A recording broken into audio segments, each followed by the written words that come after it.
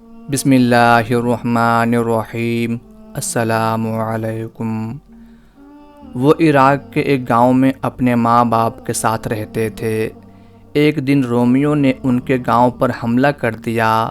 اس ہنگامے میں وہ رومیوں کے ہاتھ لگ گئے۔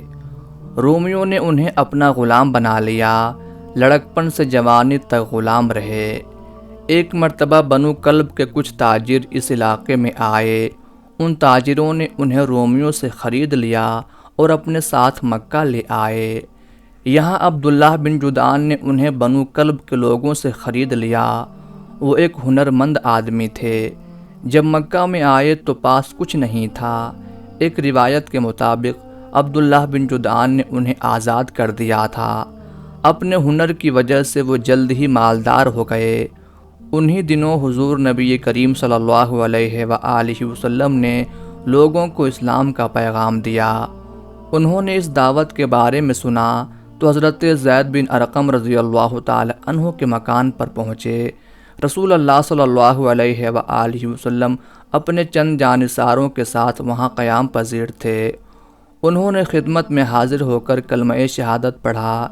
رسول اللہ صلی اللہ علیہ وآلہ وسلم کو ان کے ایمان لانے پر بہت خوشی ہوئی۔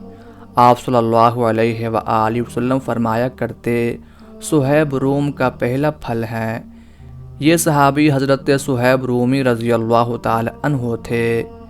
جس روز یہ ایمان لائے اسی روز حضرت عمار بن یاسر رضی اللہ تعالی عنہ بھی ایمان لائے۔ اس وقت تک صرف 30 آدمی اسلام کے حلقے میں داخل ہوئے تھے۔ گویا یہ ابتدائی ایمان لانے والوں میں شامل ہیں۔ بے یار و مددگار تھے، آئے بھی روم سے تھے، پہلے زندگی بھی غلامی کی بسر کی تھی۔ ان تمام باتوں کے باوجود ایمان لانے کے بعد انہوں نے مشرکین سے اپنا اسلام چھپا کر نہ رکھا۔ جس دن ایمان لائے اسی دن مشرکین کے سامنے اعلان کر دیا، لوگوں سن لو، میں محمد صلی اللہ علیہ وآلہ وسلم پر ایمان لے آیا ہوں۔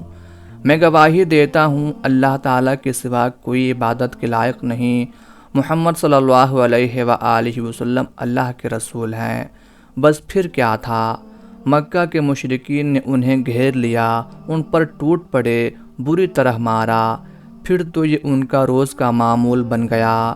کبھی گرم ریت پر لٹاتے، کبھی پانی میں غوطے دیتے، کبھی مار مار کر لہو لہان کر دیتے۔ آپ رضی اللہ تعالی عنہ نے نہایت صبر سے ان کا ہر ظلم برداشت کیا۔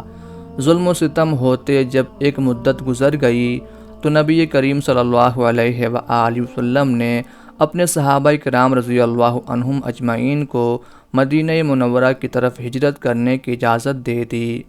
چنانچہ اکثر صحابہ کرام ہجرت نبوی سے کچھ پہلے ہی مدینہ منورہ چلے گئے، لیکن حضرت صہیب رضی اللہ تعالی عنہ مکہ مکرمہ میں ہی رہے۔ دراصل ان کا ارادہ تھا کہ رسول اللہ صلی اللہ علیہ وآلہ وسلم کے ساتھ ہجرت کریں گے، لیکن آپ صلی اللہ علیہ وآلہ وسلم نے حضرت ابوبکر صدیق رضی اللہ تعالی عنہ کے ساتھ ہجرت فرمائی۔ جب انہیں معلوم ہوا کہ رسول اللہ صلی اللہ علیہ وآلہ وسلم ہجرت فرما گئے ہیں تو مکہ میں ان کے لیے ایک دن کاٹنا مشکل ہو گیا۔ مدینہ جانے کے لیے بےتاب ہو گئے۔ چلنے کے لیے تیار ہوئے تو مشرکین کو پتہ چل گیا۔ انہوں نے چاروں طرف سے آپ کو گھیر لیا اور بولے، ہم تمہیں نہیں جانے دیں گے۔ انہوں نے بھی ہاتھوں میں تیر اور کمان سنبھال لیے اور للکارے، اے اہل مکہ، تم اچھی طرح جانتے ہو میرا نشانہ خطا نہیں جاتا۔ اللہ کی قسم، تم میرے نزدیک نہیں آ سکتے جب تک کہ میرے تمام تیر ختم نہ ہو جائیں۔ اگر پھر بھی تم میں سے کوئی بچ گیا تو میں تلوار نکال لوں گا اور جب تک میری جان میں جان ہے تم سے لڑوں گا۔ اگر سلامتی چاہتے ہو تو میرا پیچھا چھوڑ دو اور اپنے گھروں کو لوٹ جاؤ۔ اس پر مشرکین نے کہا، صہیب، جب تم مکہ آئے تھے تو مفلس اور قلاش تھے، لیکن اب تم یہاں سے اس قدر مال و دولت لیے جا رہے ہو، یہ دولت ہماری ہے، یہ ہمارے حوالے کر دو اور جہاں جی چاہے چلے جاؤ۔ یہ سن کر حضرت صہیب رضی اللہ تعالی عنہ نے تمام مال و زر ان کے آگے پھینک دیا اور خالی ہاتھ مدینہ کی طرف روانہ ہو گئے۔ اس طرح یہ مکہ سے روانہ ہو کر سیدھے رسول اللہ صلی اللہ علیہ وآلہ وسلم کی خدمت میں قباء پہنچے۔ اس وقت آپ صلی اللہ علیہ وآلہ وسلم اپنے صحابہ کے ساتھ کھجوریں کھا رہے تھے۔ حضرت صہیب رومی رضی اللہ تعالی عنہ کی ایک آنکھ پر پٹی بندھی تھی، ان کی آنکھ دکھنے آئی ہوئی تھی۔ آتے ہی انہوں نے سب کو سلام کیا اور بغیر کچھ کہے سنے کھجوریں کھانے میں مشغول ہو گئے۔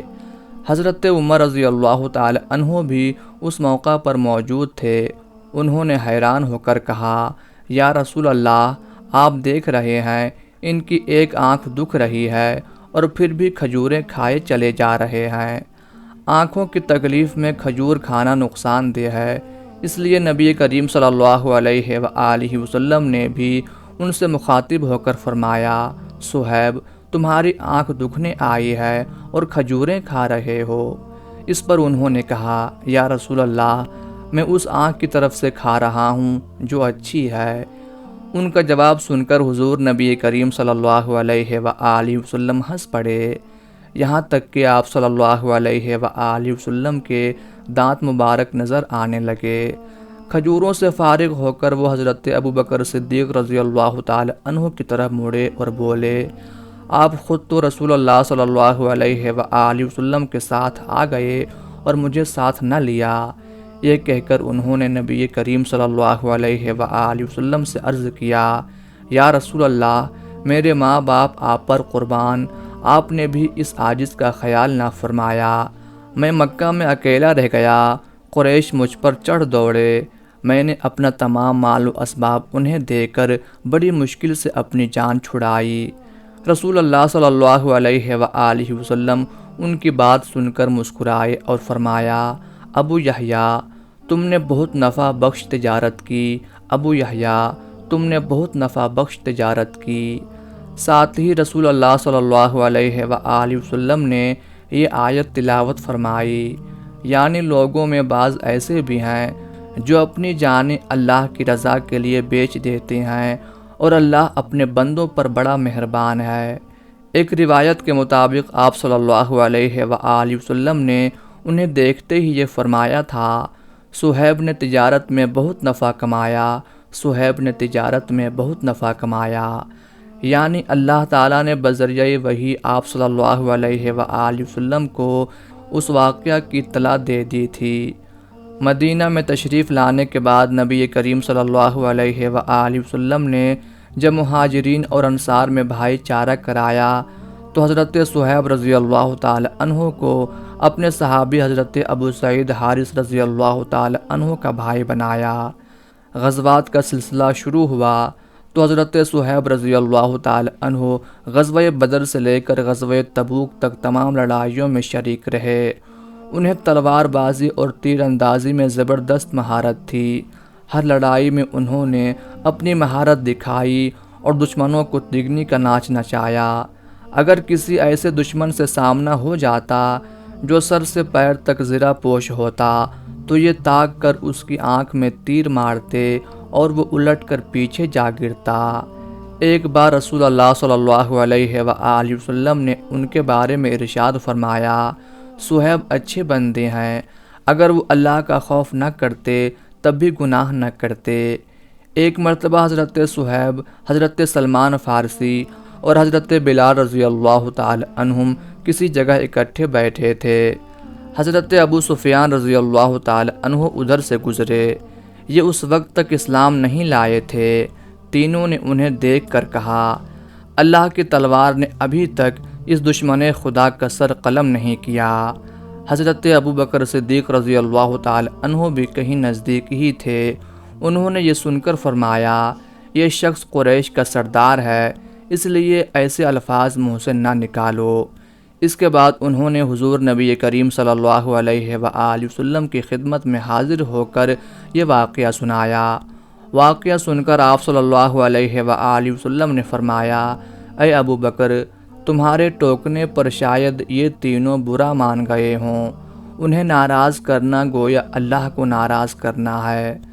حضرت ابو بکر صدیق رضی اللہ تعالی عنہ رسول اللہ صلی اللہ علیہ وآلہ وسلم کا یہ ارشاد سن کر لرز گئے۔ اسی وقت ان تینوں بزرگوں کے پاس لوٹ آئے اور کہا، پیارے بھائیو، میری بات سے تم ناراض تو نہیں ہو گئے؟ اس پر انہوں نے کہا، نہیں اے ابو بکر، ہمارے دل میں تمہارے خلاف کوئی میل نہیں، اللہ تعالیٰ تمہاری مغفرت فرمائے۔ حضرت صہیب رومی رضی اللہ تعالی عنہ کا کوئی بیٹا یحییٰ نام کا نہیں تھا، لیکن رسول اللہ صلی اللہ علیہ وآلہ وسلم چونکہ محبت سے انہیں ابو یحییٰ فرماتے تھے، اس لیے ان کی یہ کنیت مشہور ہو گئی۔ ان کا شمار بڑے صحابہ میں ہوتا ہے، بہت صبر کرنے والے اور شگفتہ مزاج تھے۔ ایک مرتبہ حضرت عمر رضی اللہ تعالی عنہ نے ان سے فرمایا، اے صہیب، میں تمہیں بہت پسند کرتا ہوں، لیکن تمہاری 3 باتیں مجھے پسند نہیں۔ ایک تو یہ کہ عجمی انداز میں بات کرتے ہو، حالانکہ عربی ہونے کا دعویٰ کرتے ہو۔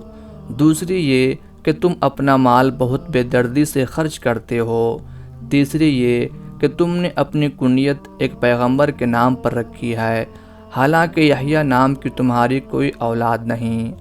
حضرت عمر رضی اللہ تعالی عنہ کی ان باتوں کے جواب میں حضرت صہیب رضی اللہ تعالی عنہ نے کہا، میں واقعی عربی ہوں، بچپن میں رومی پکڑ کر لے گئے تھے، انہی کے درمیان میں پلا بڑھا، اس لیے میری زبان میں عجمی رنگ ہے، اس میں میرا کوئی قصور نہیں۔ رہا یہ سوال کہ میں اپنے مال کو بہت بے دردی سے خرچ کرتا ہوں، تو اس سلسلے میں اصل بات یہ ہے کہ فضول خرچی نہیں کرتا، بلکہ میں رسول اللہ صلی اللہ علیہ وآلہ وسلم کے فرمان پر عمل کرتا ہوں۔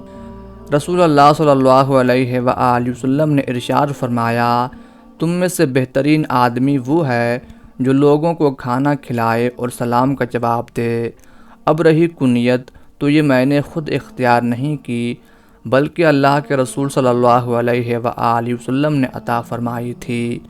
ان کے جواب پر حضرت عمر رضی اللہ تعالی عنہ مطمئن ہو گئے۔ جب حضرت عمر کو خنجر مارا گیا اور انہیں اپنی وفات کا یقین ہو گیا تو انہوں نے فرمایا، جب تک نئے خلیفہ کا انتخاب نہ ہو جائے، صہیب مسلمانوں کو نماز پڑھاتے رہیں گے اور وہی میری نماز جنازہ پڑھائیں گے۔ چنانچہ انہوں نے ہی نماز جنازہ پڑھائی، پھر 3 دن تک نہایت خوش اسلوبی سے مسلمانوں کی امامت کرتے رہے۔ حضرت صہیب رضی اللہ تعالی عنہ نے ماہ شوال 38 ہجری میں مدینہ منورہ میں وفات پائی، جنت البقیع میں دفن ہوئے۔ عمر اس وقت 72 سال کے قریب تھی۔ اللہ تعالیٰ کی ان پر بے شمار رحمتیں نازل ہوں، آمین یا رب العالمین۔